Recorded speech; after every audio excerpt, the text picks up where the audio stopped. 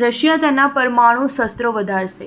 યુક્રેનમાં લડતા સૈન્યને વધુ શસ્ત્રો અને ડ્રોન વિમાન અપાશે. રશિયાના પ્રમુખ પુતિને ખુલ્લમખુલ્લા કહ્યું હતું કે રશિયા તેના પરમાણુ શસ્ત્રોનો જથ્થો વધારશે અને યુક્રેનમાં લડી રહેલા સૈન્યને છેલ્લામાં છેલ્લા શસ્ત્રો તેમજ ડ્રોન વિમાનો આપશે. રશિયાના મિલિટરી, પોલીસ અને જાસૂસી શાળાઓના 9 સ્નાતકોને આ સધિયારો આપતા પ્રમુખ પુતિને જણાવ્યું હતું કે રશિયાને ડરાવવા માંગતા દેશો સામે આ રણનીતિ અનિવાર્ય છે. તેથી રશિયાને ડરાવનારાઓ પણ ડરી જશે. પ્રમુખ પુતિને ઉત્તર કોરિયા, વિયેતનામની મુલાકાત પછી આ હુંકાર કર્યો હતો. સાથે કહ્યું હતું કે વિશ્વમાં સત્તાની સમતુલા જાળવવા તે અનિવાર્ય છે. રશિયાના પરમાણુ શસ્ત્રો જમીનથી જમીન ઉપર, જમીનથી હવામાં, હવામાંથી હવામાં અને સમુદ્રમાંથી પણ હવામાં પ્રહાર કરી શકે તેવા મિસાઇલ્સ ગોઠવવામાં આવ્યા છે. વિકિપીડિયાના જણાવ્યા પ્રમાણે રશિયા પાસે 1 જાન્યુઆરી 2024ના દિને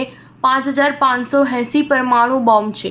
યુએસ 5044, ચીન 500, ફ્રાન્સ 290, યુકે 224, ભારત 172 અને પાકિસ્તાન 170 એ બોમ્બ ધરાવે છે. તેટલું જ નહીં પરંતુ આ બધા જ દેશોએ બોમ્બ અને મિસાઇલ વધારી પણ રહ્યા છે. તેમાં રશિયા અને ભારત પણ ઝડપથી એ બોમ્બ અને મિસાઇલ વધારી રહ્યા છે. ઉત્તર કોરિયા અને ઇઝરાયલ પાસે 50થી વધુ એ બોમ્બ છે. ઉત્તર કોરિયા ઝડપથી 12500 માઇલ સુધીની રેન્જના મિસાઇલ્સ વિકસાવી રહ્યું છે જે પૂર્વ યુએસને આવરી લઈ શકે છે. સ્ટાર ન્યૂઝ 7 હંમેશા સચ્ચાઈની સાથે.